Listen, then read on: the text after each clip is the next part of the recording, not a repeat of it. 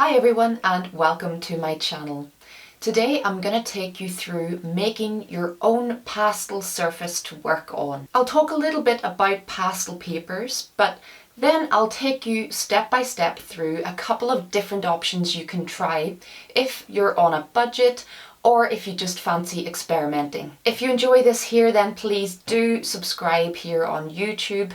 And if you fancy trying out something on one of your paper experiments, then why not paint along with me in one of my tutorials over on Patreon.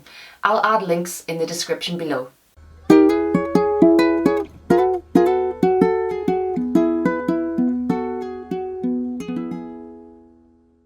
This is a video I've been meaning to make for ages, and I actually bought all of the supplies to do this a while ago, but I didn't want to try it out before I had a chance to film it too. If you've been buying some pastel supplies, you'll realise already that many of the good pastel papers and boards cost quite a bit. But it's also possible to create your own pastel paper, and that comes with quite a few advantages other than just the overall cost. Perhaps you want to add more texture to your surface so that the pastel applies differently, or maybe you want a specific colour to work on as a base. Well, a long time ago, an artist friend gave me some of this special board that he had prepared, and I kept them in my supplies waiting for the perfect time to try it out. When I made my giant pastel paper comparison video, this was one of the papers I included. I'll link to that video at the end of this one if you're interested in hearing about a broad range of pastel papers.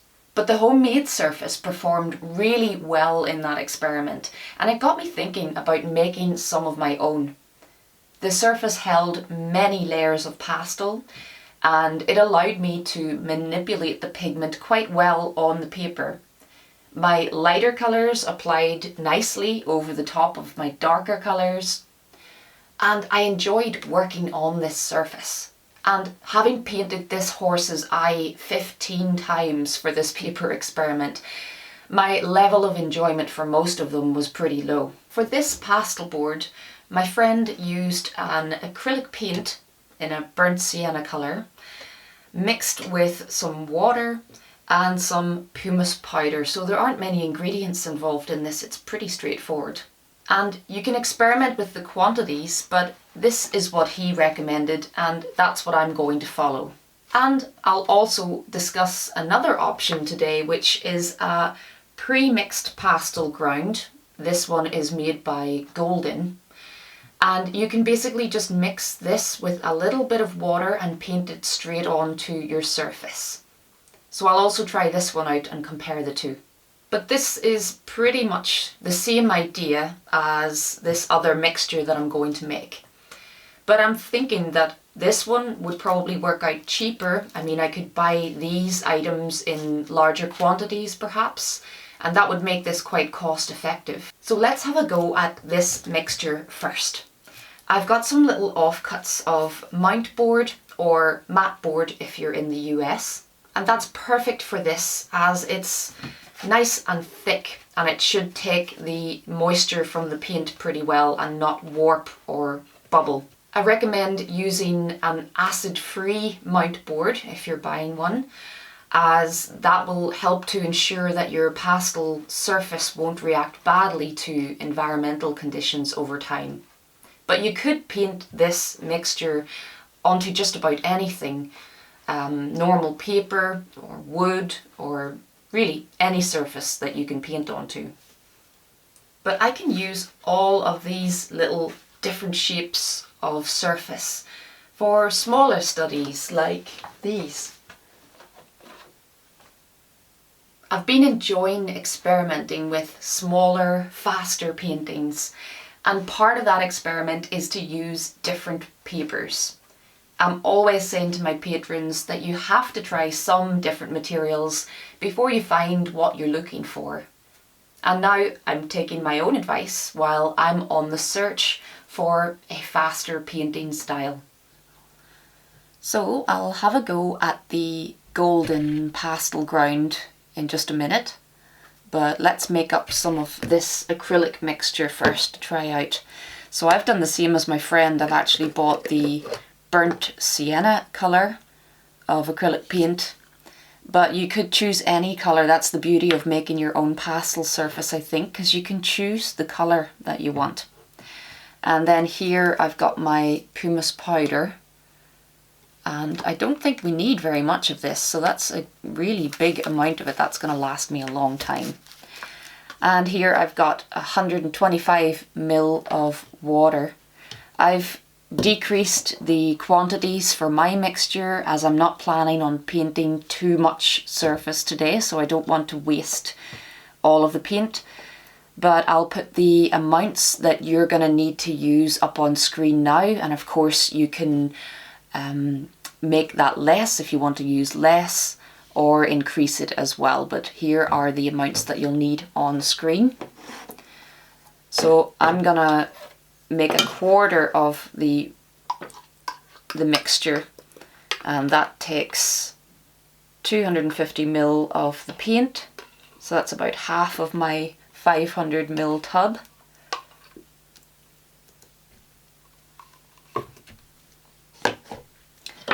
Along with 125 ml of water. And to that we add, well, for my quantities I'm going to add about 1.5 tablespoons of my pumice powder.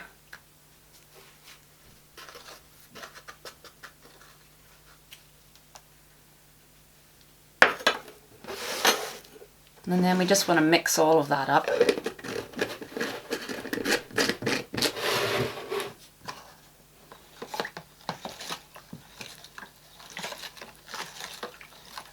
So the main bit of advice that my friend gave me for doing this was to not let the mixture settle while you're painting it. Keep stirring it. So I'll just stir this until it turns smooth, and then we'll get one coat painted onto my surfaces.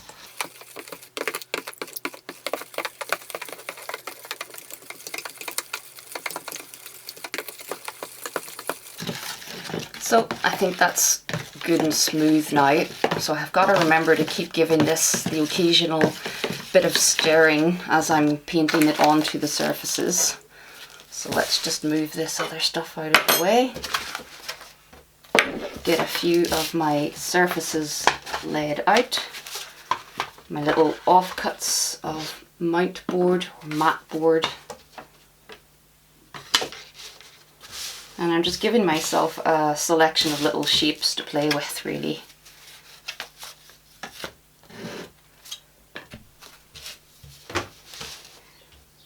And then I think it's just a case of painting this on. You want to give it about 3 coats, so you're better to use thin coats and then let it dry in between. And then we'll come back and add another couple of coats to this.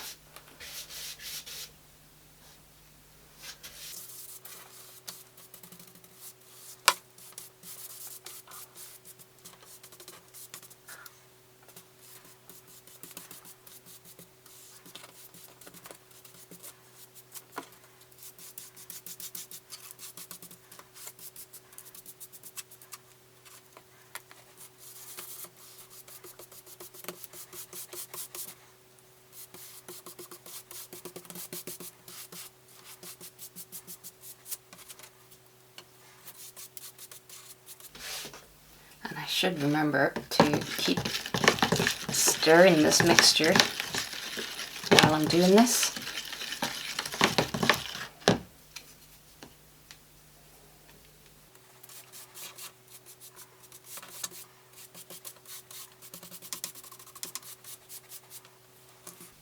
So that's the first layer almost dry on there, and already you can hear the texture that this is creating, the slightly rough texture that the pumice powder in the mixture will give this.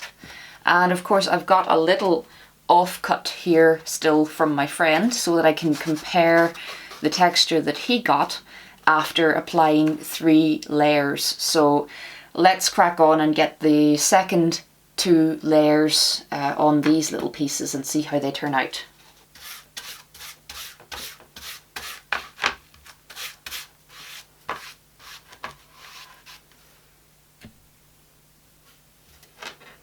So as you're doing this, you could actually experiment with creating marks in certain directions. For example, if you want to create some extra texture in the picture, what you could actually do, like I'm thinking it would work very nicely for like foreground grasses and things. You could actually create some texture in the direction that you want your grasses to be in the end. You know, you can apply it a little bit more thickly if you want in places, and give yourself some extra texture to play with when it comes to the painting process. And I like the fact that you have that kind of control over the surface when you prepare it yourself.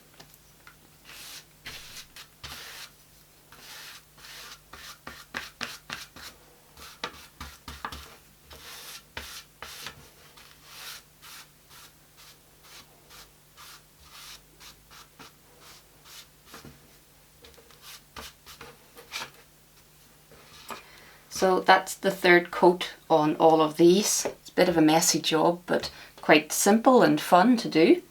I'm going to let these dry, and I'll go and mix up some of the other pastel ground that I want to show you, and we'll come back and look at these when they're totally dry. So this is my pastel ground. This is made by Golden, but I noticed when I went shopping for this that there were a few different brands. Perhaps you can buy it in a bigger quantity. I just bought a little pot like this to try it out. And this should be even more simple than the other one, because I literally just add a little bit of the pastel ground into a container here.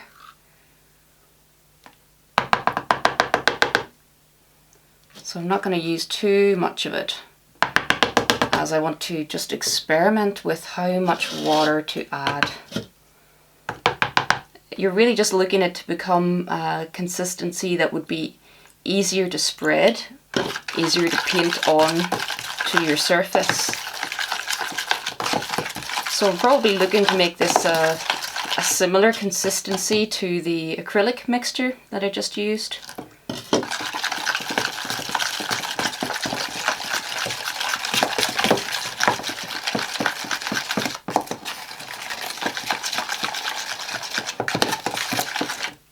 Possibly add just a little bit more. I think this is something best judged by eye, just to make it a paintable thickness.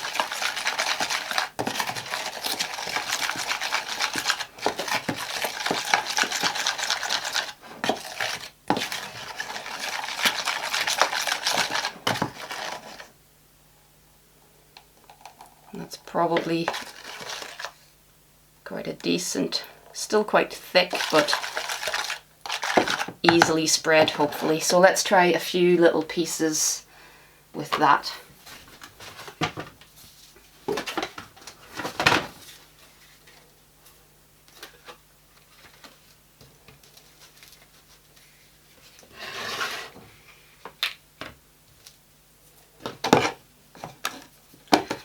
So this just comes in quite a neutral colour. I'm guessing that you could mix some acrylic in here as well, just to tint the paper if you want it to be a different colour.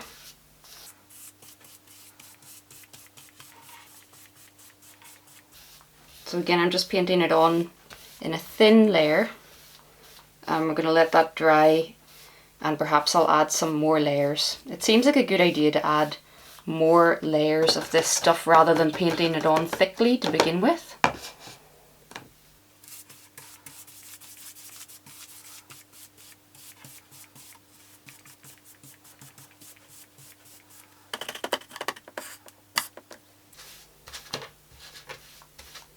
Now Now, of course, if you were doing this and trying to be neat and clean about it, you would probably put some paper down that you can make a mess. But because it's acrylic, it all washes off quite easily, so I'm not too concerned about my desk getting a bit messy.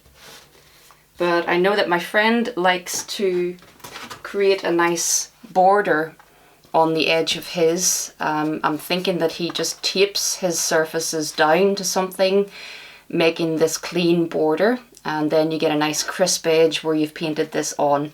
I'm not being so particular today, but you could think about doing that if you like the idea of leaving a nice clean border around your board. So that's the first layer painted on. I'll let those dry and come back for another layer.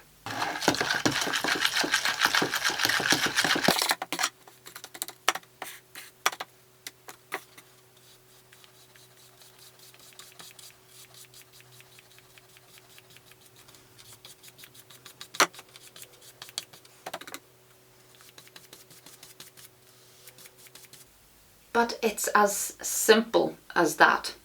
And now I have lots of little boards to play with that didn't cost me very much to prepare. And if I decide that I want to try one of these surfaces in a larger scale, well, now I know just how quick and easy it is to do. I'll list the cost of both of these methods here. I'm sure if I shopped around, maybe I could buy bigger quantities at better value, but I just wanted enough to try it out first. And this pumice powder will last me ages because you don't need very much of it. So that's all my little boards pretty much dry now. You can see that they have bowed just a little bit with the moisture of the paint going on, but not too bad. And I'm gonna store all of these little boards inside an art folder probably, and they'll flatten out again quite nicely before I come to use them. But I really like how this turns out. You can hear the texture there. It's got a nice rough texture to it, which is going to really help grab the pastel pigment and allow me to apply several layers on here too. And the same with the other pastel ground. You can also hear there that it's got quite a rough texture to it. So now that they're totally dry, you can see that they have flattened out a little bit.